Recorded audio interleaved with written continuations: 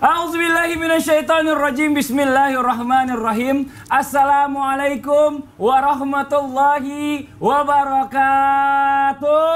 Waalaikumsalam warahmatullahi wabarakatuh. Jamaah, oh jamaah, alhamdulillah. Alhamdulillahirabbil alamin. Allahumma sholli ala sayyidina Muhammad wa ala ali sayyidina Muhammad. Jamaah Islami Tindah dirahmati Allah. Masya Allah, alhamdulillah. Hari ini kita bertemu lagi di Islami Tindah. Mudah-mudahan jamaah yang ada di rumah dalam keadaan sehat walafiat, tidak kekurangan apapun dan selalu dimurahkan rezekinya.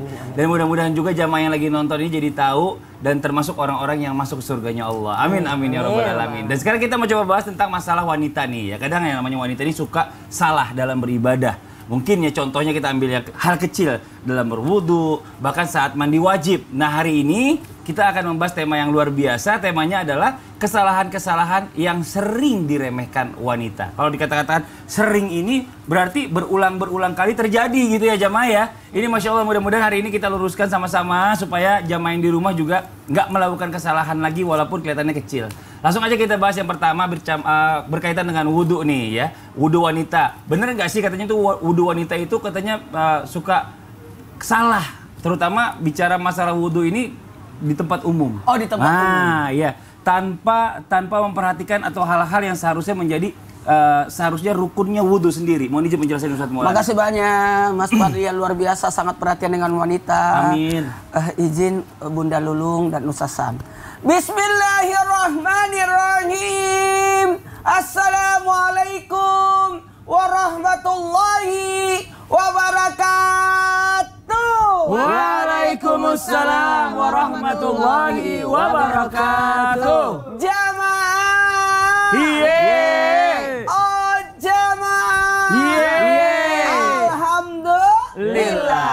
Alhamdulillahirabbil alamin. Allahumma shalli ala sayyidina Muhammad wa ala ali sayyidina Muhammad. Satu bentuk pujian dan rasa syukur kita. Masya Allah, 16 Safar 1444 Hijriah. 2 minggu lagi, 14 hari lagi kita akan ketemu dengan bulan Rabiul Awal ataupun bulan Maulid.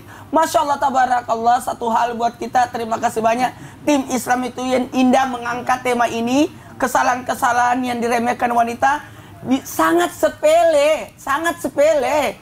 Cuma ini bisa membahayakan.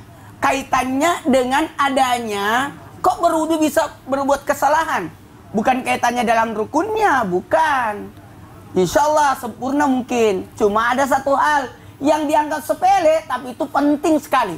Yakni ketika wanita berwudu di tempat umum. Mohon maaf tanpa menggurui, hanya mengingatkan. Ini bentuk kehati-hatian kita. Kenapa? Di saat berwudu otomatis anggota wudu itu bagian daripada auratnya wanita. Sekali lagi, anggota wudu yang dikena air ketika berwudu itu adalah ada bagian yang tidak boleh dilihat ataupun menjadi aurat.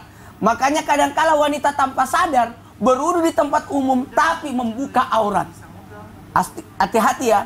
Dan sebelumnya saya juga ucapin terima kasih banyak kepada semua, termasuk dari fasilitas umum, baik itu di mall, di pasar, termasuk di masjid. Sekarang sudah memakai bahagian, artinya apa? Khusus tempat wudhu perempuan, laki-laki. Kenapa? Karena akan terjadi pembuka aurat. Makanya ketika berwudhu di tempat umum, hati-hati. Ada dua hal yang harus diperhatikan. Jangan sampai dia, mohon maaf ya, saya mau praktekkan ini. Ya, ya. oke. Saya praktekkan saja. Tidak mungkin Bunda Lulung ya. Iya. Maaf ya Bunda. Kadang-kala wanita itu kalau di tempat umum, maka dua syaratnya. Syaratnya karena tidak bisa buka aurat. Yang kedua syaratnya karena mohon maaf, ini karena darurat sekali. Sehingga wanita kadangkala, mohon maaf ya, waduh di tempat umum ini, gimana caranya berwudu di tempat umum? Kalau dia buka lengannya, buka jilbabnya untuk ini, hati-hati khawatir nanti terkena kelihatan auratnya. Maka pada posisi ini, yakinkan airnya itu masuk. Karena muka, tangan, sebagian kepala, kaki. Jadi yang biasanya terlihat itu hati-hati. Tangan sama rambut kan, otomatis rambut dan kepala itu, kulitnya itu berarti jangan sampai dia terbuka sehingga terlihat auratnya. Maka pada posisi ini, maaf ya, izin. Saya harus praktekkan ini. Jadi kalau berwudu, otomatis ya. Ih, lucu ya. Kayak bayi. Jadi otomatis dia maka dibasahin kerudungnya. Dia yakinkan itu kena. Karena kalau dia buka, kelihatan auratnya. Sama juga tangannya, otomatis dia basahin. Daripada dia buka kelihatan.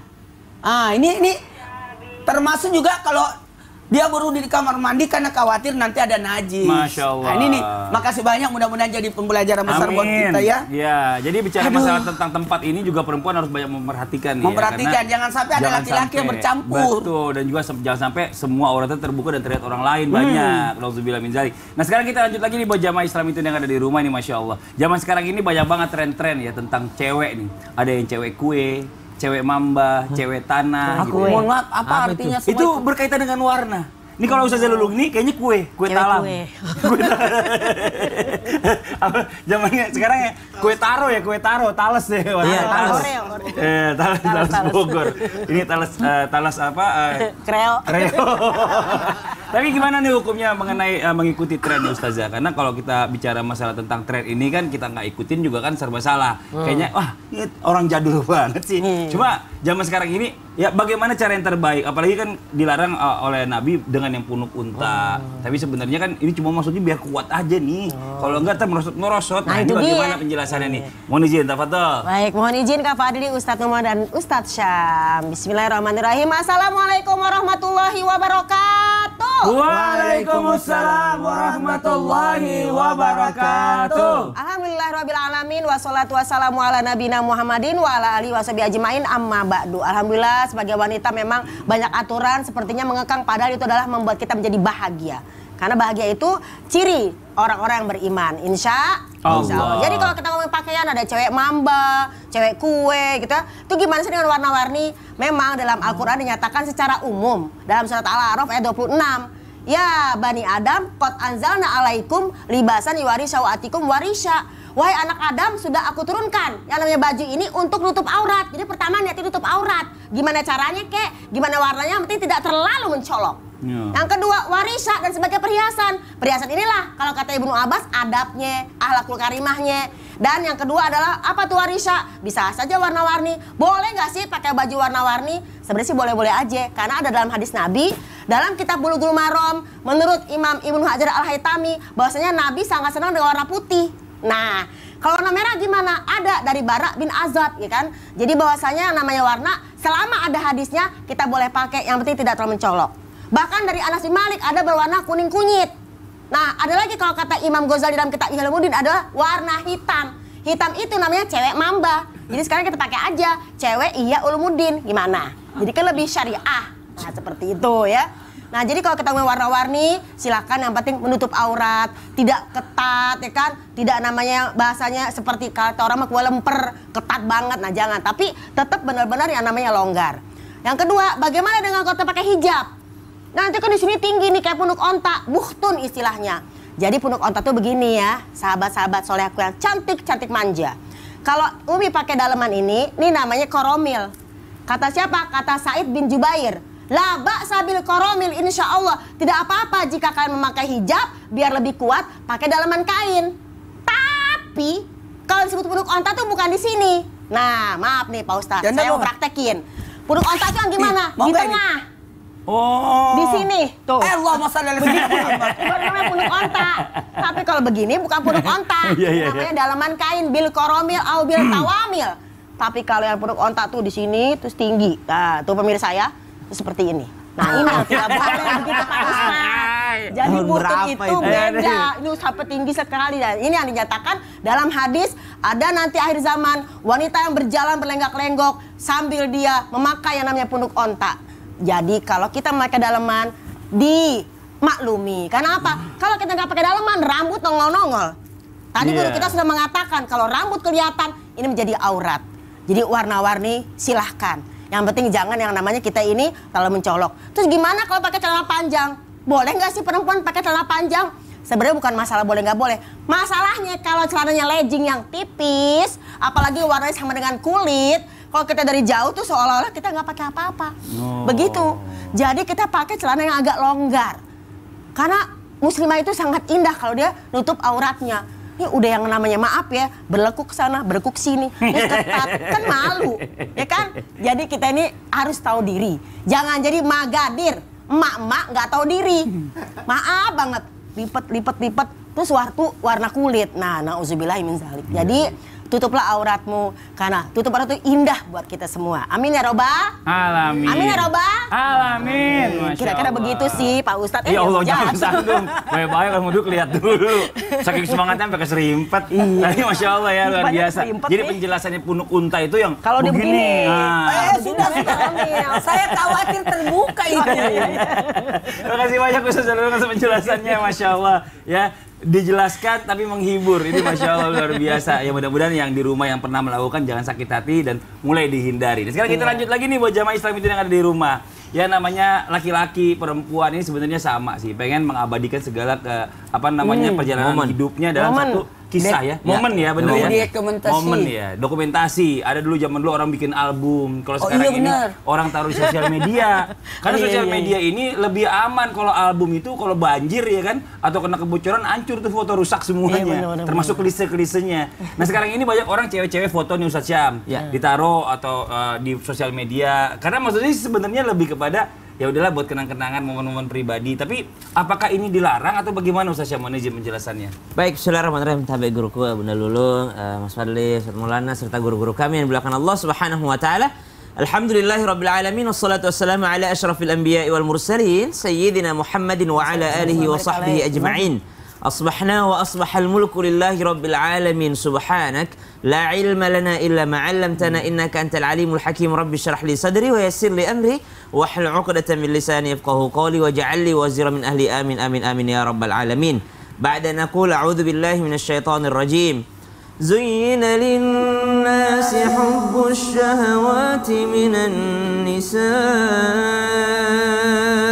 والبنين والقناطير المقنطرة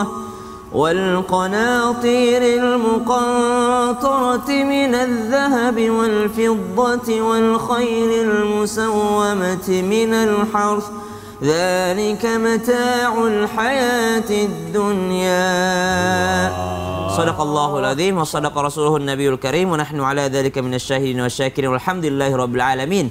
Maka di dalam ayat surah Ali Imran yang barusan kami bacakan, selama-lamanya wanita itu akan menjadi perhiasan bagi manusia dan wanita ini bisa menjadi fitnah bagi manusia.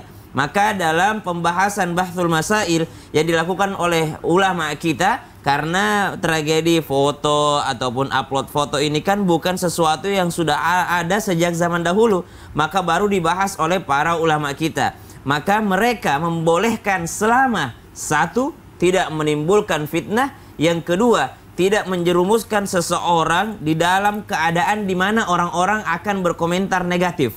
Jadi ada orang-orang gak suka dikomentari negatif, tapi dia sendiri yang membuat postingan sehingga orang membuatnya berkomentar negatif. Maka itu yang dilarang dalam agama Islam. Maka dua syarat ini mesti dipenuhi. Seorang wanita ketika ia memposting fotonya, ketika ia mengupload fotonya, maka dua syarat ini harus terpenuhi. Satu, tidak menimbulkan fitnah. Yang kedua, tidak membuat orang lain berkomentar negatif atas postingannya. Subhanallah, yang perlu kita pahami adalah selama-lamanya wanita akan menjadi fitnah bagi manusia. Kenapa? Nabi SAW mengingatkan, tidak kutinggalkan sesuatu yang lebih menimbulkan fitnah dibandingkan wanita. Padahal pada saat itu Nabi SAW bersama para wanita yang mungkin pada saat itu solehah semua. Mereka menutup aurat semua karena banyak yang beralasan, saya upload foto nutup aurat kok, apakah tidak menimbulkan fitnah? Masih ada peluang menimbulkan fitnah. Kemudian saya upload fotonya sama keluarga kok, apakah tidak menimbulkan fitnah? Masih ada peluang untuk menimbulkan fitnah.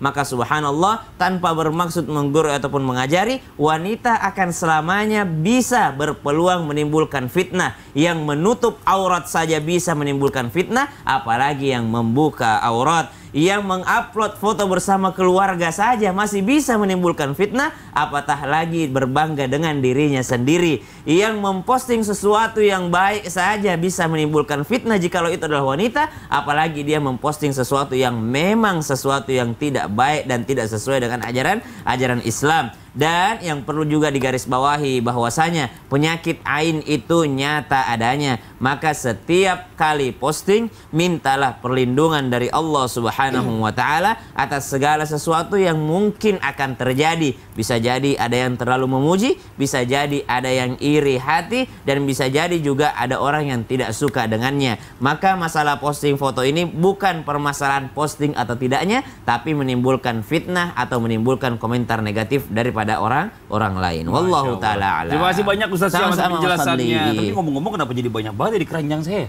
belanjaan? Wah, ada lipstick, bedak, waduh, eyeshadow.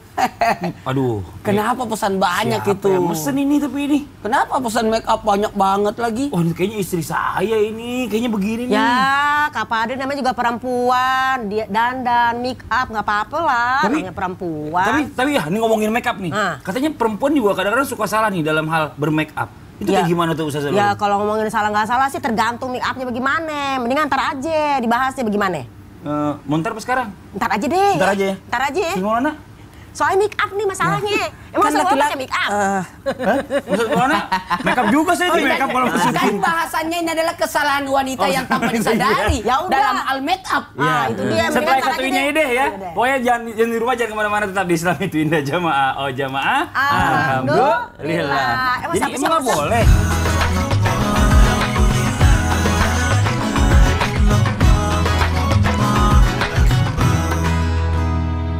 Jamaah, oh jamaah. Alhamdulillah. Alhamdulillahirrahmanirrahim. Kembali lagi di Islam itu Indah, jamaah Islam itu Indah dirahmati Allah. Masya Allah yang baru bergabung nih, kita ingatkan lagi. Hari ini kita membahas tentang tema yang luar biasa. Temanya adalah kesalahan-kesalahan yang sering diremehkan wanita. Nah, ini sekarang kita lanjut lagi. Tadi sebelum iklan kita bahas sama guru kita Ustazah Lulung, bicara masalah tentang make up. Dalam berdandan. Wah, kalau wanita itu kan kalau kata Ustaz Maulana guru kita, berwarna tapi tak berbau. Kalau laki-laki berbau tapi tak berwarna. Tapi bukan bau ini ya, ketiak ya, maksudnya misalnya nggak enak juga. Ya. Jadi ini bagaimana penjelasannya supaya perempuan-perempuan yang di rumah juga yang lagi nonton Islam itu Indah ini nggak salah dalam hal bermake up. Yang nggak boleh tuh yang kayak gimana, yang boleh bagaimana. Mau izin penjelasannya, Tafadhol. Baiklah, mohon izin Ustadz, Kak Fadli, Ustadz Syam. Jamaah! Yeay! Oh, jamaah! Yeay! Alhamdulillah. Jadi kalau kita ngomongin wanita tidak jauh daripada make up atau parfum. Jadi ngomongin make up nih, Make up atau make up? Make up. Make up. Jadi kadang-kadang ada pakai parfum, ya kan? Jadi pemirsa yang dirahmati Allah, kalau kita ngomongin parfum, katanya perempuan nggak boleh. Emang nggak boleh berlebihan. Kalau sampai yang namanya melewati laki-laki yang bukan mahram, terus sehingga menghayal yang bukan-bukan. Tapi di sini nyatakan adalah yang tidak boleh menurut Abu Musa al-Asy'ari adalah kalau kita berlebihan. Bahkan dari Yahya bin Judah bahwasanya orang wanita kalau pakai parfum yang berlebihan sampai yang namanya membuat laki-laki macam-macam lah pikirannya, itu yang diharamkan. Tapi kalau menurut hadis dari Anas bin Malik, parfum wanita itu kan memang seperti tadi yang dikatakan oleh Kak Fadli. Dia itu yang namanya warnanya tidak tercium, itu artinya tidak tercium wanginya tapi dia berwarna. Kalau untuk yang namanya perempuan lebih soft, lebih lembut seperti itu. Jadi kalau namanya parfum tuh boleh, daripada kita nggak pakai parfum, kemudian kita mungkin salaman atau kita ke majlis taklim, terus kita berpelukan, gimana kabarnya, terus ada bau yang nggak sedap, kan jadi gibah. Ih, tuh orang bau amat sih, tambah dosa lagi, ya kan? Jadi kita juga harus hati-hati. Innallaha la yuhibbul musrifin. Allah tidak suka yang berlebihan. Ini parfum. Yang kedua, make up ya. Make up ini ada dua macam. Ada yang memang dia tebel, ada juga yang tipis. Yang tebel sampai menghalangi wudhu. Apalagi kalau kita memakai yang namanya make up ini yang waterproof ya. Ingat waterproof ya. Waterproof, tanah air. Jadi kalau kita berwudu air nggak masuk. Nah, ini ada dalam hadis dari Rasulullah SAW. Ketika Rasulullah melihat seorang lelaki berwudu, kemudian dia tidak membasuh salah satu tumitnya, maka Nabi bersabda, wailul lil aqabi minan nar. Celakalah tumit yang tidak dibasuh karena dia tidak terkena air. Jadi kalau ada anggota badan wudhu ini tidak terkena air, maka wailul, maka celakalah menurut hadis dari kitab Fathul Bari. Jadi kalau ada anggota tubuh kita, apalagi di muka nih ya, pemirsa nih ya, kagak kena namanya air, ini takutnya jadi kesalahan yang berulang-ulang. Kalau kita pakai celak mata boleh, yang penting tidak waterproof. Pakai bedak boleh, tipis-tipis saja, kan udah cantik. Iya, termasuk itu Zaza ini yang di kuku. Kutek. Nah, memang walaupun ada sekarang ya kutek itu Pak Ustadz ada kata kutek halal dari tumbuh-tumbuhan. Ya kalau memang itu memang sudah ada fatwa ulama mengatakan halal, silakan saja. Tapi kita kalau emang itu tidak halal, jangan. Berhati-hatilah sebagai wanita. Aku wanita yang sedang jatuh cinta pada apa? Pada make up. Tapi jangan sampai berlebihan. Apalagi nih selain make up, selain yang namanya segala macam ya kan. Di sini juga yang namanya, pokoknya kita ini sebagai wanita harus hati-hati. Tanyalah kepada suami kita yang pada punya suami. Kalau yang nggak punya suami mungkin ada single parent ya kan ya. Tanya sama ibunya yang berpengalaman. Ini boleh nggak sih gitu? Masa kita nggak bisa baca? Ini waterproof atau tidak ya. Jadi kalau kita ngomongin masalah nikah ada di dalam surat Al-A'raf ayat 31. Bahwasanya Allah tidak mengharamkan perhiasan. Yang Allah haramkan adalah kezoliman. Yang Allah haramkan adalah ketika kita berbuat jahat kepada orang lain. Tapi yang namanya perhiasan silahkan. Yang penting tidak berlebihan. Sekali lagi maaf, tidak berlebihan. Jangan sampai maaf nih, harga make up lebih mahal daripada sedekahnya. Tunggu dulu, kan ada juga make up yang bersumber dari yang haram kan? Iya ada juga, Ada harus zat-zatnya. diperhatiin. Serem juga. Tapi ini kecilnya paling nggak tomboy dulu nih kecilnya. Orang kalau nyanyi perempuannya, aku wanita, ya, aku wanita. Oh iya juga sih. Jadi saya gimana Iya juga ya, sama ya. Kalau laki-laki kan begini. Kalau cewek kan biasanya yang anggun gitu ya. Masya Allah. Kita lanjut, terima kasih banyak. Kita sekarang Ustaz Lulung atas penjelasannya. Nah sekarang buat jamaah Islami Tindak yang ada di rumah, jamaah. Nah pasti kan buat perempuan ya kan, semakin bertambahnya umur, rambut itu kan nggak mungkin cuma satu warna lagi. Iya, ngomong umur jangan mukanya ke saya dong, Pak. Harus sini aja ya. Kayak mau tahu sih Ustadz Maulana. Jadi semakin bertambah umur nih Ustadz Maulana, wanita itu kan pasti kan rambutnya akan berwarna-warni. Akan berwarna. Ada warna putih gitu ya kan. Ada yang agak kecoklat-coklatan, yang sebentar lagi jadi putih, ada yang masih hitam. Ada suami ada yang bilang begini mungkin ya kan. Aduh mah, kamu kayaknya kalau begitu rambutnya jigatan tua, tahu cat aja cat hitam biar kelihatan muda terus gitu. Nah itu bagaimana? Boleh nggak tuh perempuan mewarnai warna hitam? Padahal kan harusnya warna-warna lain. Mohon izin penjelasannya Ustadz. Masya Allah, tabarakallah. Izin semuanya, Bunda dan Ustaz Sam. Bismillahirrahmanirrahim. Allahumma salli ala sayyidina Muhammad wa ala ali sayyidina Muhammad. Ingat satu hal buat kita, kembali dua hal yang harus dilihat dari sini berkaitan dengan mencat rambut. Kaitannya ingat, mohon maaf, ketaatan akan perintah Allah. Sekali lagi, ketaatan akan perintah Allah. Jangan pernah merubah. Ini ya, hati-hati. Jangan sampai merubah. Dan jangan sampai menipu. Nah ini. Kata dua ini yang harus diperhatikan. Jangan merubah, jangan menipu. Khawatirnya ketika kita menipu akan menghadirkan kezaliman, akan menghadirkan kekecewaan. Perihal tentang mencat, sudah sepakat. Janganlah mencat dengan warna hitam. Ya, ada henna. Nah, Henna itu bagus. hennanya warna hitam. Henna kan coklat. Ada yang warna hitam. Bergendi. Ya, agak-agak gimana gitu. Biru gelap. Itu sebenarnya henna itu kan bisa menguatkan. Kuku bisa jadi kuat, kulit jadi bagus. Sebenarnya henna itu, makanya orang itu menggunakan henna di tangan. Kenapa di tangan? Itu sebenarnya menguatkan, apalagi juga rambut sebenarnya. Jadi ada memang hal disimpan di rambut kayak minyak. Itu sebenarnya bagian daripada pengobatan. Kalau kaitan dengan pengobatan masih aman. Tapi kalau kaitannya dengan sesuatu untuk menipu, itu yang berbahaya. Pertanyaan Mas Fadli nyelitik juga nih. Gimana kalau yang minta itu adalah suami terhadap istri?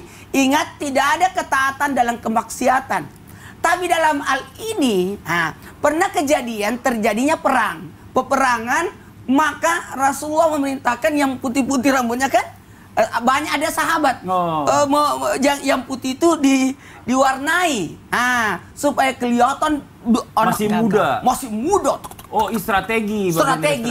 Kalau strategi itu masih aman, bukan tujuannya untuk menipu, namanya strategi. Kelihatannya menipu, tapi sebenarnya itu adalah strategi. Maka dalam hal ini wanita yang mencat rambutnya dan suaminya minta, itu kan aurat kan? siapa sih yang mau lihat kecuali suaminya? Iya. Nah, jadi tidak ada tujuannya untuk menipu, tapi hanya untuk membahagiakan. Maka sebagian ulama berpendapat berkata itu diperbolehkan karena dia melakukan itu untuk suaminya dan bukan buat orang lain. Dan itu pun terjadi di dalam kamar. Hanya di dalam kamar, tidak ada niatnya. Kan perempuan walaupun di rumah kan pasti dia tutup rambutnya. Karena rambut bahagian daripada aurat yang tidak memungkinkan untuk dilihat oleh orang lain. Maka jatuhnya aman. Cuma dalam hal ini, kalau ada tujuannya untuk menipu, tujuannya untuk mengelabui, tujuannya untuk mengambil manfaat atau kesempatan dalam kesempitan, ini bahaya. Ketahuilah, lebih baik taat kepada syariat, taat kepada agama. Dunia ini sebentar ini. Sebentar saja ya Allah. Kenapa kita tidak taat? Ini godaan-godaan, ujian-ujian itu sebagai apa? Untuk melihat kualitas keimanan kita. Bagaimana kita memperhatikan. Makanya alhamdulillahirrahmanirrahim, kalau sedari dini kita ajarkan tentang agama, tentang sesuatu yang syariat, yang boleh dan tidak boleh. Nah, walaupun ada pembolehan hanya dalam keadaan darurat. Tuh 2, 3 Darurat. Tapi sebaiknya lebih baik jangan. Karena rambut putih itu adalah mahkota, cahaya di hari kemudian. Iya, pas lagi Nek, salah istriku ternyata rambutnya duluan yang keluar tadi katanya gitu ya kan. Itu bahaya juga. Suami tukang bercanda lagi. Kita lanjut, terima kasih banyak Sakit hati, dipanggil nenek. Yang ada 2 minggu nggak baku sapa dia. Ya, kita lanjut lagi jamaah Islami Tinda yang ada di rumah. Sekarang waktu kita membacakan pertanyaan yang masuk yang ada di sosial media Islami Tinda. Kalau gitu langsung aja kita masuk ke segmen Tanya Dong Ustadz. Kami semua tanya dong Ustadz. Oke, langsung aja kita masuk ke pertanyaannya dari Instagram Hamba Allah. Assalamualaikum Ustadz. Waalaikumsalam warahmatullahi wabarakatuh. Izin bertanya, saya sering dikatain sama temen kalau mata saya kayak kucing. Soalnya saya pakai soft lens berwarna gitu. Boleh nggak sih Ustadz pakai soft lens berwarna? Nah, ini Ustadz Lulung nih, bagaimana? Boleh nggak nih? Matanya kayak pakai kucing. soft lens, jadi matanya biru, darah biru gitu ya. Ya beda lah, baik. orang mata ke darah biru. Gitu ya. Jadi kalau kita ngomongin soft lens itu tergantung kegunaannya sih.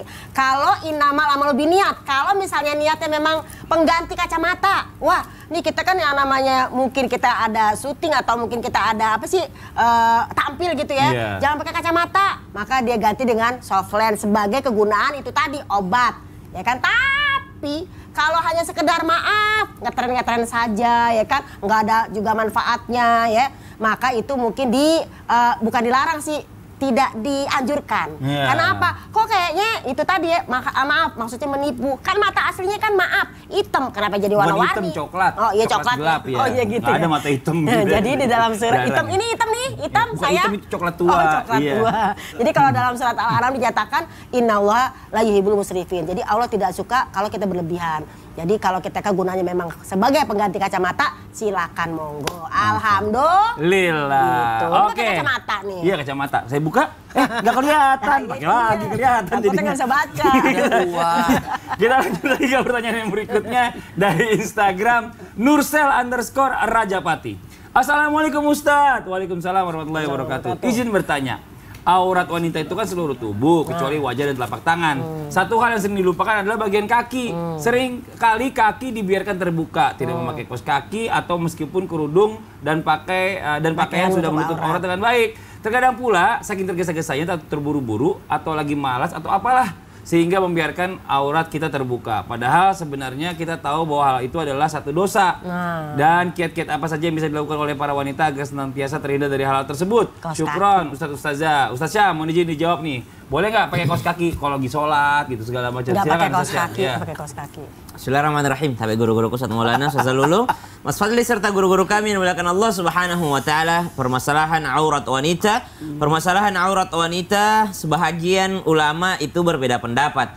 Namun mayoritas pendapatnya adalah aurat seorang wanita adalah seluruh tubuhnya kecuali telapak tangan dan bagian daripada wajahnya. Ada juga pendapat lain yang mengatakan seluruh tubuhnya, pokoknya seluruh tubuhnya gitu, tidak ada pengecualiannya, subhanallah. Ada lagi yang mengatakan bahwasanya kecuali bahagian yang biasa terlihat sebagai yang memakai perhiasan, maka kaki pun tidak termasuk dalam aurat. Namun ternyata Syekh Ali Jum'ah, ya, Ketua Majelis Fatwa Mesir, mengatakan, mewajibkan kepada kita umat Islam, kepada kaum muslimin wal muslimat untuk menghindari yang namanya perbedaan pendapat yang bisa menimbulkan fitnah. Sehingga bagaimana caranya agar kita mengurangi untuk berinteraksi dengan perbedaan pendapat tadi. Jadi kalau misalnya yang paling aman adalah menutup seluruh tubuh termasuk diantaranya kaki dengan cara menggunakan kaos kaki, walaupun tidak semua ulama mewajibkan menutup kaki dalam keadaan sholat ataupun di luar sholat, namun ternyata kalau menutupnya adalah sangat minim perbedaan diantaranya, maka wajib kita untuk menghindari perbedaan tadi dengan cara menutup kaki. Dengan cara menghindari perbedaan tadi dengan cara menutup kakinya dengan kaos kaki. Apakah boleh tidak dengan kaos kaki? Yakni hanya dengan menggunakan mukena. Kalau mukenahnya menjulur ke bawah dan menutup pada saat dia ruku dan sujud, maka itu lebih baik baginya. Namun kalau ada orang misal dalam keadaan sholat, ternyata keadaan sholat tersebut ternyata dia tidak memungkinkan untuk menggunakan kaos kaki, lalu dia pun mau mengulangi sholatnya karena dia sadar bahwa tersingkap tadi kakinya secara tidak sengaja ketika dalam sholat. Kalau masih ada waktu sholat maka diulangi. Tapi kalau tidak ada lagi waktu sholat maka dima'fukan tadi karena hanya sekedar menjadi makruh sholatnya menurut sebahagian daripada pendapat fikih. Namun kembali lagi bahwasanya kita sebagai seorang muslim wajib untuk menghindari yang namanya ikhtilaf. Apa yang menjadi perbedaan pendapat, apa yang menjadi perselisihan, apa yang menjadi perdebatan, sebaiknya kita hindari. Kalau tidak diharamkan menggunakan kaos kaki, maka jauh lebih baik menggunakan kaos kaki. Kenapa? Karena ketika menggunakan kaos kaki, yang mengatakan sunnah aman, yang mengatakan tidak wajib aman, yang mengatakan wajib juga aman. Jadi semua aman pendapatnya. Kenapa? Hanya dengan sesuatu yang simpel tadi, dengan menutup seluruh tubuh termasuk diantaranya kakinya. Maka bagaimana kiat-kiatnya agar seorang wanita senantiasa berusaha untuk menjaga auratnya ketika sholat ataupun di luar sholatnya? Maka yang pertama tadi sebenarnya penyebabnya adalah karena terburu-buru.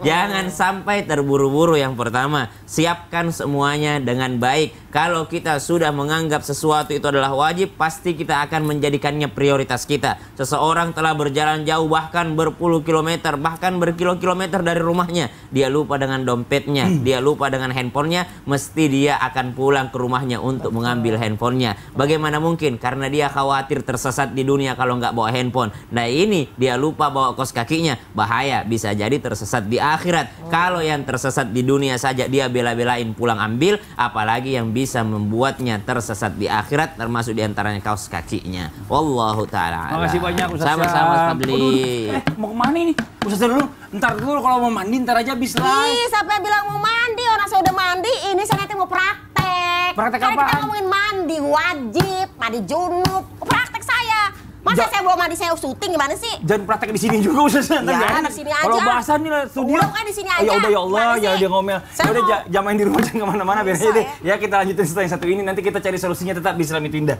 Jamaah oh jamaah, alhamdulillah. Saya mau dimandiin, saya udah mandi.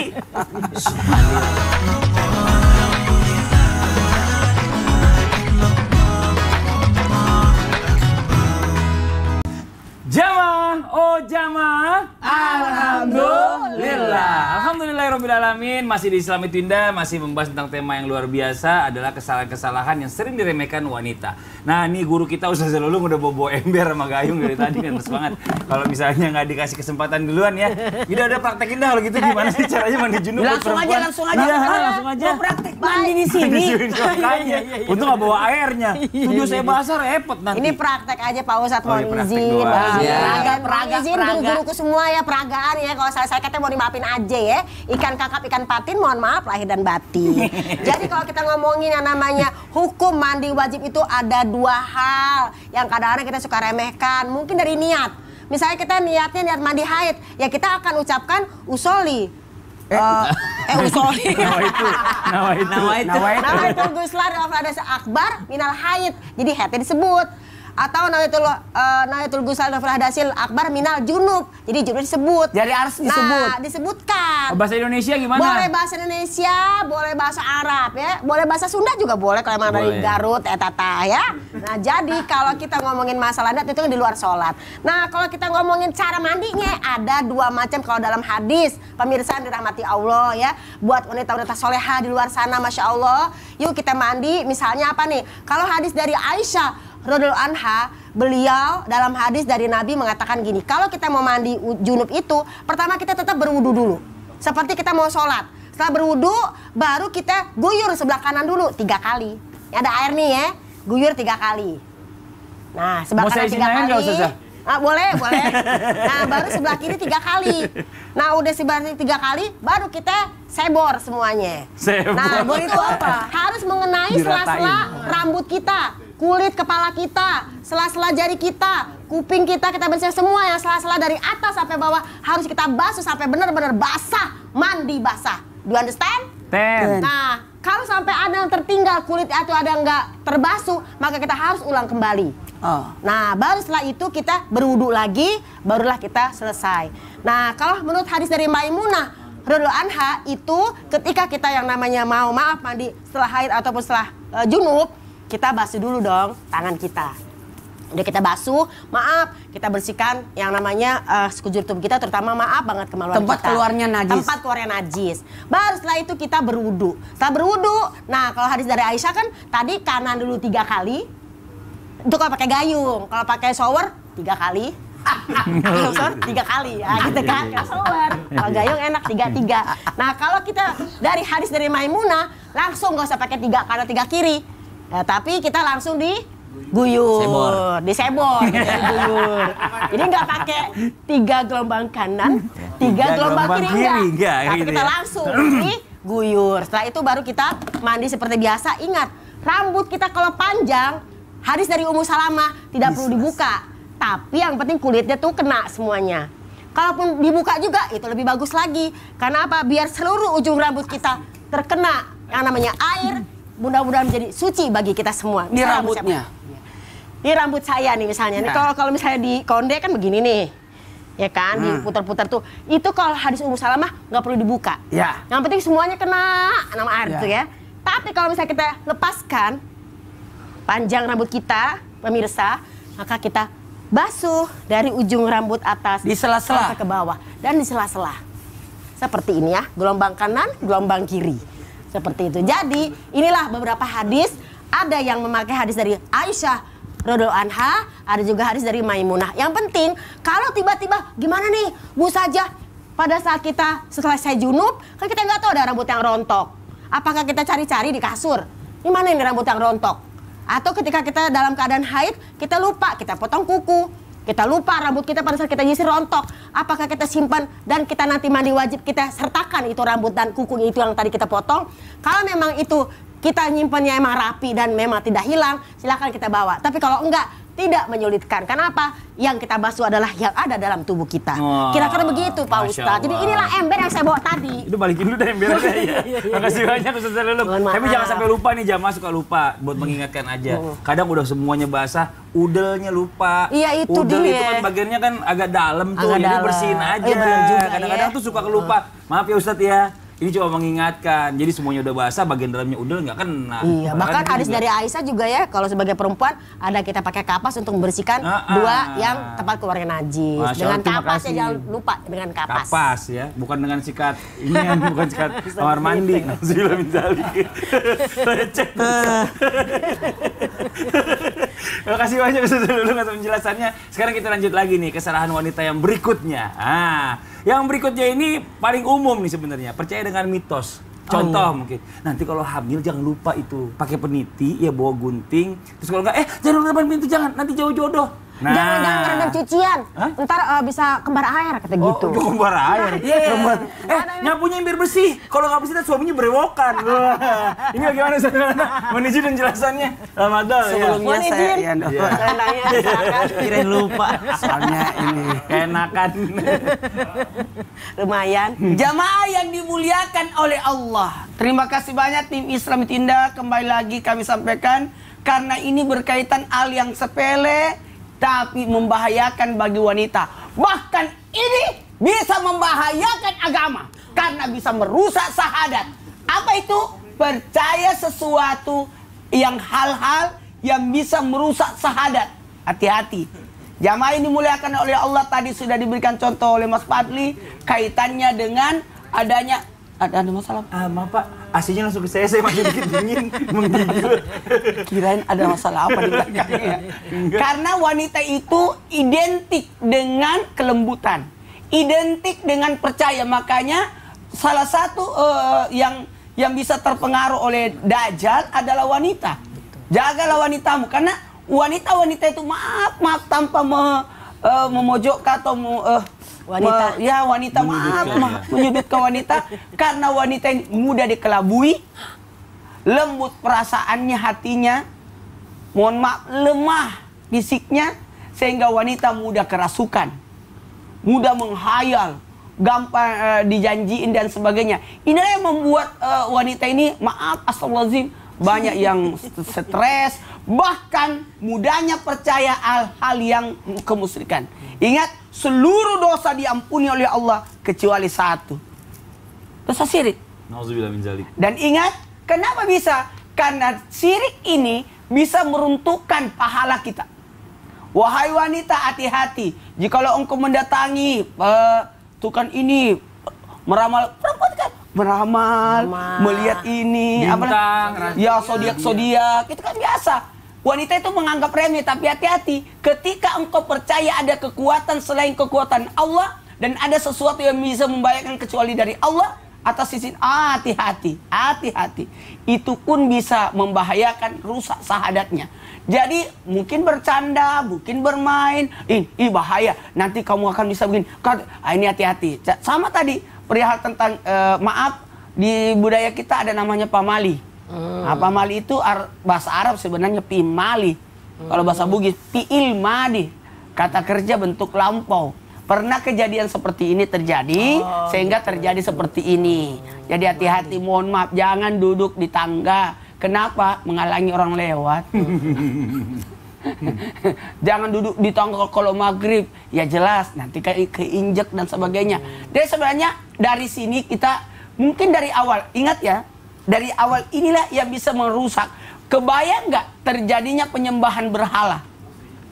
Terjadinya penyembahan berhala itu diawali dengan adanya kepercayaan memuja, mengagungkan seseorang sehingga membuat patung untuk dia. Lalu generasi berikutnya justru menyembahnya. Jadi atas apa yang kita lakukan mungkin biasa-biasa saja. Tapi ini bisa jadi membahayakan. Makanya kata guru saya dulu, Allah yarham, Andre Guruta Haji Muhammad Arisa, pendiri Pondok Pesantren An-Nahda, apa kata beliau? Sekarang susah, karena kenapa? Orang cepat, dikit-dikit dulu musyrik, sekarang dikiranya sulap-sulap, trik-trik sulap. Jadi banyak juga yang harus mohon maaf, ditelaah. Apa yang kita sampaikan tidak langsung notabene-nya langsung dipercaya, tapi harus dilihat dulu dengan siapa, bagaimana dasarnya, bagaimana. Ada namanya cerita Israiliyat, ada kisah-kisah dari ini, hati-hati. Jangan sampai bisa membahayakan diri kita sampai timbulnya ketakutan. Mohon maaf, sampai hati-hati. Alhamdulillah Rabbil Alamin, kemarin anak-anak saya bersyukur juga sih bahwa kita harus pindah-pindah kamar harus ditempati semua. Itu bukan mitos, itu memang ada anjuran dalam agama untuk menghidupkan rumah, baca Quran dan sebagainya. Bukan kita takut kepada setan, tapi kita berlindung kepada Allah dari godaan setan. Hati-hati, kayak seperti ini. Memang ada jin yang takut dengan benda tajam sehingga disimpan gunting. Tapi pertanyaannya, apakah tidak membahayakan buat bayi? Atau bisa jadi yang kedua, apakah tidak merusak akidah? Makanya dahulu kata Nabi, aku melarang untuk ziarah kubur, tapi sekarang aku perintahkan. Kenapa? Karena takutnya kena kemusyrikan. Jadi kalau membahayakan jangan sampai gara-gara ini. Zaman sekarang ini juga kita lihat ya, segala sesuatu yang kita lakukan itu kalau memang nggak ada ajarannya dari Jangan. Islam, nggak usah lah dilakukan gitu ya. Ini Masya Allah luar biasa. Ada namanya sugesti. Iya. Sebenarnya tidak terjadi karena sugestinya yang membuat dia percaya. Akhirnya kejadian. Makasih banyak Ustadz Maulana. Kita lanjut ke permasalahan yang berikutnya. Nah, permasalahan berikutnya ini adalah pada wanita atau kesalahan yang sering dilakukan pada wanita adalah menyambung rambut atau mungkin memakai rambut palsu. Karena memang banyak ya mungkin wanita yang wig bisa jadi, atau dia ada zamannya extension juga ada tuh yang disambung rambutnya karena pengen rambutnya pendek pengen panjang gitu ya kan, rambutnya panjang pengen pendek, pakai wig akhirnya. Nah ini bagaimana nih, apakah boleh atau enggak? Karena kan ini bicara masalah mahkota kan, wanita kan rambutnya ini mahkotanya Ustaz Syam. Ini cinta Fadl Ustaz Syam penjelasannya. Bismillahirrahmanirrahim. Sampai guru-guruku, Bunda Lulung, Ustaz Maulana, Mas Fadli serta guru-guru kami yang dimuliakan Allah Subhanahu wa taala. Nabi SAW mengingatkan kepada kita semua umatnya bahwasanya la'anallahu al-wasilah wal mustausilah. Allah melaknat yang menyambung dan minta disambung rambutnya. Subhanallah. Dari hadis ini para ulama ternyata mengalami perbedaan pendapat juga. Ada ikhtilaf di antara ulama. Ulama yang pertama mengatakan benar-benar haram. Baik itu rambut yang disambung adalah dari rambut manusia ataupun daripada rambut orang lain atau rambut dia sendiri ya. Misalnya rambut dia sudah dipotong kemudian ditaruh disambung lagi nanti, subhanallah. Nah ini juga termasuk diantara keharaman ulama yang pertama, golongan yang pertama. Termasuk diantaranya lebih haram lagi, apalagi kalau bahannya daripada bahan yang najis memang. Nah itu yang pertama. Namun ada pendapat yang kedua mengatakan bahwasanya tidak semuanya menyambung itu adalah haram. Ada menyambung yang diperbolehkan, bukan disunnahkan atau diperintahkan, tapi diperbolehkan. Untuk apa? Untuk yang tadi, mungkin ada kecelakaan ataupun ada sesuatu yang mengharuskan dia untuk mengenakan sambungan tadi. Contoh misalnya bahan yang digunakan yang pertama adalah bahan yang halal. Kemudian yang kedua bukan termasuk di antara bahan yang najis. Kemudian dia juga mendapatkan izin daripada suaminya dan bukan daripada rambut manusia. Ya, bukan daripada rambut manusia, ya, artinya bahannya adalah bahan sintetis. Kemudian dia mendapatkan izin daripada suaminya. Tentu saja kalau kita berbicara tentang wig rambut palsu tadi, tentu saja yang boleh melihatnya hanya mahramnya juga. Jadi kalau misalnya ada orang yang mengalami kerontokan rambutnya, lalu dia memakai wig, tetap saja yang melihatnya adalah suaminya. Berarti tentu saja dia memerlukan izin daripada suaminya. Tapi kalau untuk keluar rumah jelas-jelas haram sudah. Kenapa? Karena dia otomatis membuka jilbabnya atau membuka auratnya. Maka subhanallah, ketika melihat fenomena yang seperti ini, maka kita kembalikan lagi kepada ulama-ulama kita. Bahwasanya ulama ada yang lebih berhati-hati dengan mengatakan semuanya haram karena khawatir masuk dalam sabda baginda Nabi SAW, Allah melaknat yang menyambung dan juga yang minta untuk disambungkan. Nah, Nabi tidak menjelaskan disambung yang seperti apa, dari bahan yang seperti apa. Namun para ulama menguraikan, oh yang diharamkan ternyata daripada bahan kalau itu adalah rambut manusia. Oh yang diharamkan adalah karena dia daripada bahan yang najis. Misalnya dari bulu-bulu binatang yang ternyata binatang tersebut adalah binatang yang najis. Oh ternyata diharamkan karena dia bertabarruj untuk memamerkan kepada orang lain yang bukan mahramnya, bukan kepada suaminya. Dia berhias diri di luar rumah bukan untuk kepada suaminya. Maka berarti boleh jikalau ada daripada izin suaminya. Sebagai seorang muslimah yang lebih berhati-hati, maka kita menghindari daripada perbedaan ulama tadi. Subhanallah, jagalah aurat kita, jangan sampai kita termasuk orang-orang yang memamerkan apa yang tidak perlu untuk dipamerkan kepada orang lain. Maka subhanallah, dari perbedaan pendapat ini kita mengambil hikmah bahwa Islam tuh nggak kaku-kaku amat. Ada tren, ya silahkan diikuti. Ada keperluan, silahkan diikuti selama tidak melanggar syariat agama. Misal ada orang yang mungkin kecelakaan,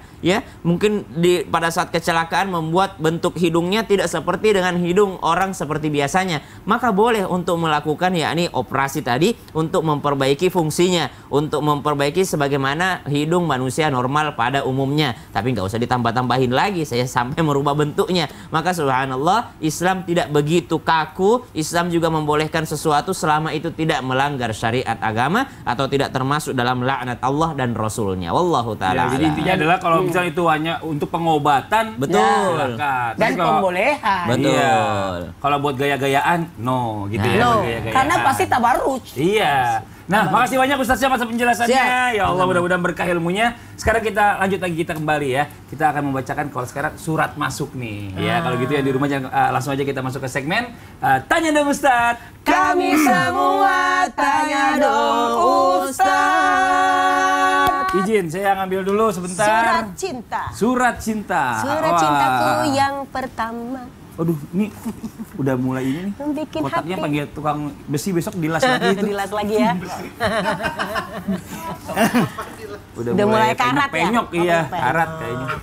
Kita masuk ke pertanyaan. Wah, nih, nggak tahu dari mana nih, nggak bisa. Wah, hamba Allah ya. Assalamualaikum, Ustadz mau nanya. Waalaikumsalam warahmatullahi wabarakatuh. Anak saya semuanya perempuan dan saya bingung. Katanya dalam Islam anak harus disunat. Tapi suami saya takut akan terjadi apa-apa dengan anak saya. Tapi apakah itu bisa jadi kesalahan bagi saya dan suami saya soalnya tidak menghitan anak perempuan? Nah ini bagaimana nih Ustaz Zalulung, anak perempuan? Saya sih alhamdulillah kemarin anak perempuan saya sunat semua sih. Nah itu Iya. dia. Jadi kalau kita ngomongin masalah laki atau perempuan disunat, memang itu kan ada dalam Gimana kalau saya Al-Quran. tausiah? Ya, Oh, tausiah tausiah aja. ya? Iya, tausiah Dan aja. saya sambil duduk. Oh jangan dong, diri aja dong. Ya. Baik, kalau mohon izin Pak Ustadz, kabarnya ada Ustadz Syam, Masya Allah. Jamaah! Yeay! Oh jamaah! Yeay! Alhamdulillah. Alhamdulillahirrahmanirrahim. Sebagai wanita kita patut bersyukur kepada Allah. Karena apa? Kita benar-benar dimuliakan oleh Allah. Bukan banyak aturan mengekang, tapi banyak aturan untuk membatasi yang namanya kesalahan-kesalahan yang mungkin terjadi sengaja ataupun tidak disengaja. Karena apa? Kalau seorang wanita bisa menjadi istri yang soleha, ibu yang soleha, wanita yang soleha, itulah perhiasan dunia. Nah, pemirsa yang dirahmati Allah, kalau kita ngomongin tadi masalah anak perempuan, memang ada di dalam Al-Quran dinyatakan anittabi milata Ibrahim Hanifa. Ikutilah tradisi agamanya Nabi Ibrahim yang sangat cenderung pada kebenaran, yang jauh daripada kemusyrikan. Sebagai wanita, gimana ya kalau nggak disunat? Atau gimana ya kalau disunat? Apakah salah kalau nggak disunat? Di dalam hadis dalam kitab Al-Muwatta dinyatakan, hadis dari Ibnu Abbas radhiyallahu anhu, al-khitanu sunnatun lirijal wa mukramatun linisa. Yang namanya disunat itu atau dihitan itu bagi laki-laki adalah suatu hal yang sangat wajib, ya. Tapi bagi wanita adalah mukromatun, yaitu sebagai penghormatan, sebagai kemuliaan. Jadi kalau wanita disunat, satu dia mendapatkan kemuliaan, kedua dia dihormati, ketiga menyenangkan bagi kelak suaminya nanti. Nah, jadi kalau kita ngomongin masalah hitan, ada di zaman Rasulullah seorang wanita bernama Ummu Atiyah. Ummu Atiyah ini adalah seorang wanita yang memang khususon untuk menghitan para wanita. Jadi kalau zaman sekarang mungkin bidan Pak Ustadz, mohon izin ya. Jadi itu kalau kita melahirkan anak perempuan, seminggu dia dilahirkan itu langsung dihitan, langsung pakai tindik. Karena kan wanita. Nah, jadi kalau kita ngomongin masalah hal ini, silahkan yang namanya kita disunat itu penting. Hanya saja mungkin ketakutan Bapak tadi, mohon izin ya, takut kalau misalnya maaf banget menurut hadis dari Ummu Atiyah, takut kelebihan. Padahal yang dicolek maaf tuh hanya selaput putihnya saja. Tapi ini takutnya kepotong seperti itulah ya. Jadi kalau kita ngomongin Merusak, hal ini takutnya merusak yang namanya apa yang menjadi kewanitaannya tadi. Maka ketika Ummu Atiyah menghitan seorang wanita, Nabi bersabda, la tunhiki, janganlah engkau menghitan wanita ini secara berlebihan. Karena apa? Nanti ketika wanita ini dihitan, maka mencerahkan wajahnya dan juga menyenangkan, yaitu bu'la atau bu'li, yaitu menyenangkan nanti suaminya kelak. Jadi banyak sekali hikmah kalau wanita itu dihitan. Jadi mohon izin untuk Bapak yang tadi mungkin merasa takut, wajar. Karena mungkin ada perbedaan penafsiran. Karena kan kalau laki-laki disunat itu kan memang benar-benar kulupnya dipotong. Nah kalau ini bukan dipotong tapi hanya disenggol lah selaputnya. Seperti itu. Tanyakan nanti kepada para bidan-bidan. Oke, pemirsa? Mudah-mudahan tidak menjadi satu kesalahan. Karena kita ini taat kepada Allah, taat kepada Rasul. Kalau kita taat, kita seneng. Karena apa? Gak ada yang bisa mencelakakan. Maka ambillah ahlinya. Oh, siapa nih? Seperti di zaman Rasulullah. Oh, ahli hitam perempuan Ummu Atiyah. Oh, pastinya perempuan. Kalau perempuan sama perempuan dia tahu. Mudah-mudahan ini bisa menyelamatkan kita. Karena yang namanya trauma beda, Pak Kalau Ustaz. udah gede gimana tuh? Kalau udah Anak gede, udah gede. jangan ya. Kalau udah gede itu hal yang sudah terlewatkan. Itu ma'fu, dimaafkan. Nah udah gede disunat ya. Kalau Rasulullah memang ada dalam hadis ketika Nabi Ibrahim dihitan di usia 80 tahun. Dengan kampak. atau dengan kapak. Itu bil kodum namanya. Tapi kalau zaman sekarang ya nggak bisa seperti itu karena zaman Nabi Ibrahim alaihissalam beda dengan zaman kita sekarang ini. Jadi kalau kita ngomong masalah hitan, balik lagi, yuk kita sama-sama mempelajari lagi apa yang dihitan. Karena apa? Ini ada dalam hadis lagi dinyatakan jika iltaqal hitana ini jika ada dua hitan yang berjumpa maka dia wajib mandi. Maka kalau kata-kata ada dua hitan yang berjumpa berarti kan laki dan perempuan.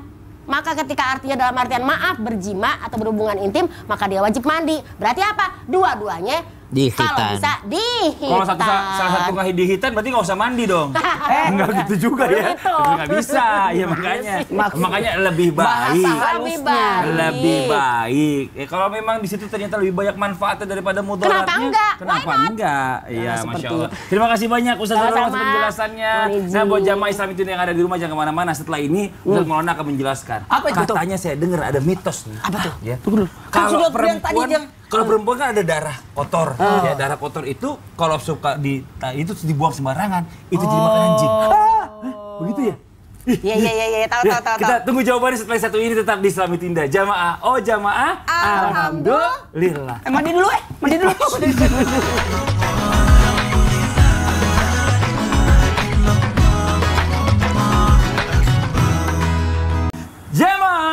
Jamaah, alhamdulillah. Alhamdulillahirrabbilalamin. Kembali lagi di Islami Tinda, jamaah Islami Tinda dirahmati Allah. Kita akan kembali menjawab pertanyaan-pertanyaan masuk yang ada di sosial media Islami Tinda. Kalau gitu kita kembali ke segmen Tanya dong Ustadz. Kami semua tanya dong Ustaz. Oke, ini pertanyaan dari hamba Allah. Assalamualaikum warahmatullahi wabarakatuh. Ustadz, waalaikumsalam warahmatullahi wabarakatuh. Saya baru hijrah dan saya memakai baju syar'i. Tapi saya mau memberikan baju lama saya kepada teman yang tidak syar'i. Apakah itu bakal jadi kesalahan saya, Ustadz? Atau bajunya saya buang aja? Nah, ini coba Ustadz mana? Saya mau Ustadz dulu karena perempuan jangan semua aja deh ya. Nggak jadi saya masalah yang tadi ya. Jangan Ustadz dulu gitu. Jadi bismillahirrahmanirrahim. Terima kasih banyak. Selamat ya karena sudah hijrah. Masya Allah. Jadi itu tingkat keimanannya makin naik. Amin. Dengan tidak menggunakan busana yang nampak. Dia tertutup tapi nampak. Tertutup tapi maaf kelihatan setengahnya. Atau tidak sempurna. Itu sudah bagus. Nah pertanyaannya, apakah bajunya itu boleh dikasih kepada orang yang tidak berhijab supaya dia pakai? Berarti Anda berkongsi dalam dosa. Jadi berkongsi dalam dosa. Maka solusi yang terbaik ada dua. Satu, dipakai sendiri tapi dalam kalangan rumah untuk dilihat suami. Kan bisa jadi dalaman itu. Iya. Saya baju-baju kaos saya jadi dalaman. Ini berapa lapis? 3 lapis. 3 lapis ya. Baju dalam, baju kaos tapi tetap di dalam. Karena laki-laki saya risih juga sebenarnya kalau pakai baju kaos. Karena kan membentuk juga. Oh gitu. Terlalu kelihatan ototnya ya. Otot perut maksudnya yang melentung. Ya apalagi perempuan kan. Nauzubillah. Tunggu dulu. Yang kedua, boleh dikasih kepada orang tapi yang bisa menjaga baju itu. Apakah dia sama dengan kita? Maaf, sama dengan wanita yang menutup aurat tapi dijadikan dalaman? Itu boleh. Untuk dalam rumah tuh ya. Jadi mohon maaf, apalagi bajunya kan, suaminya kan bisa lihat. Jadi masih aman. Cuma kalau dikasih orang lain, apalagi tadi dibilang dibuang. Aduh, mubazir sekali tuh. Jadi sebaiknya mungkin kita kasihkan orang untuk dipakai di dalam rumahnya. Apalagi kan, Masya Allah, menurut kita jelek, tapi menurut orang lain pantas. Bahkan ada sesuatu yang haram buat kita, tapi bisa jadi halal buat orang lain. Dalam hal ini mohon maaf, kadangkala ini bisa dijadikan lapisan dan sebagainya. Dan ada yang lebih hebat lagi nih, bisa dipermak. Oh iya, modifikasi ya Pak modifikasi sesuatu yang mungkin, aduh tinggal dikasih lagi bleh-bleh apa namanya? Itu itulah apa namanya tambahan kain sehingga menjadi lebih bagus. Iya. Kan sekarang kan pintar tukang jahit. Iya benar. Terima kasih banyak Ustadz Maulana. Kita masuk ke pertanyaan yang berikutnya dari Instagram hamba Allah. Assalamualaikum Ustazah. Wah langsung nih ya. Ini nih. Boleh nanya.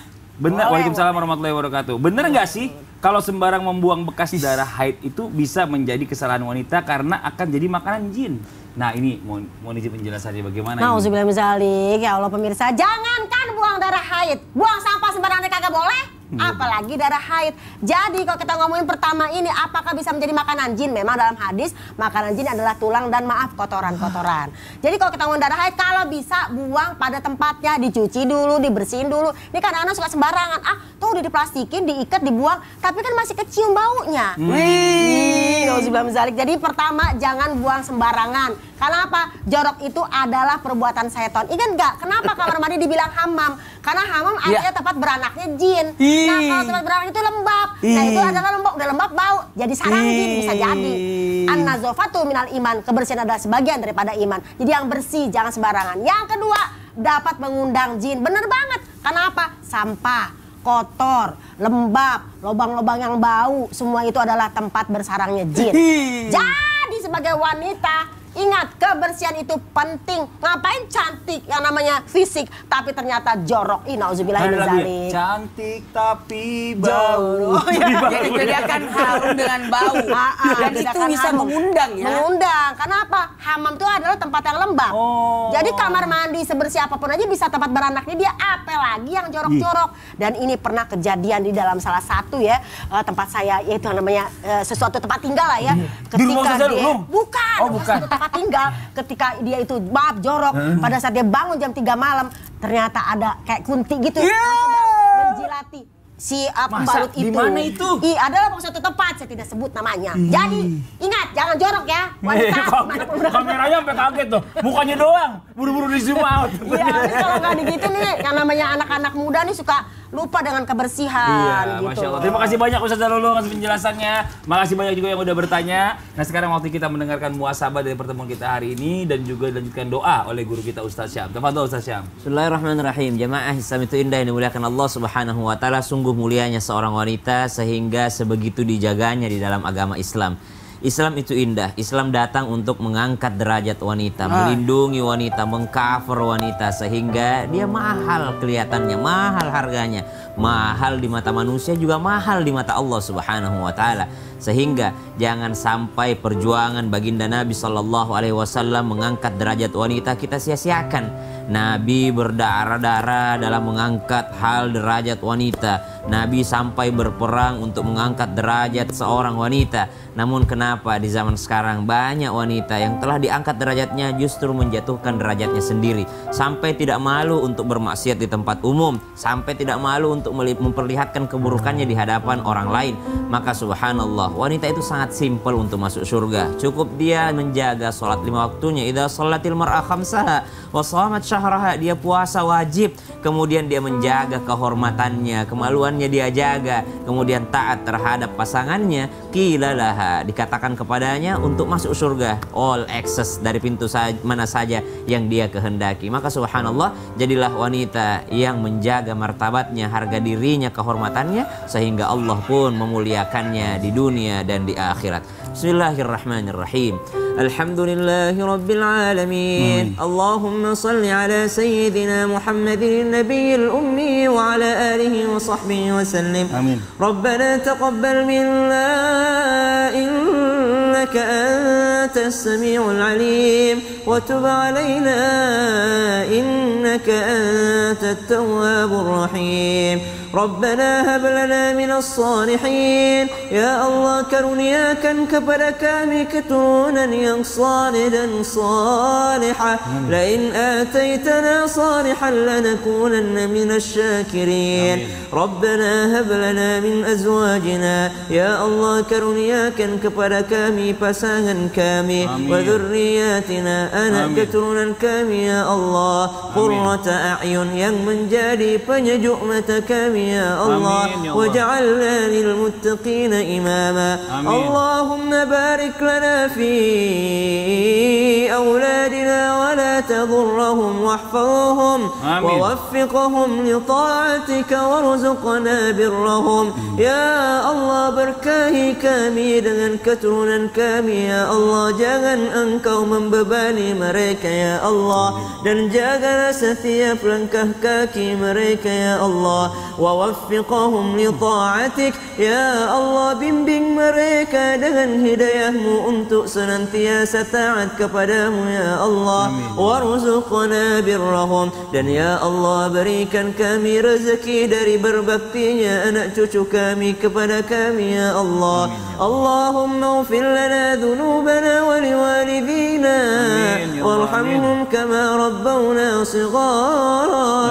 Rabbana atina fid dunya hasanah wa fil akhirati hasanatan wa qina adzaban nar. Wa sallallahu ala sayyidina Muhammad walhamdulillahi rabbil alamin. Amin. Alamin, Masya Allah, Alhamdulillah. Demikianlah perjumpaan kita hari ini, semoga bermanfaat. Sekali lagi mohon maaf segala kekurangan. Wabillahi taufiq wal hidayah. Wassalamualaikum warahmatullahi wabarakatuh. Waalaikumsalam warahmatullahi wabarakatuh.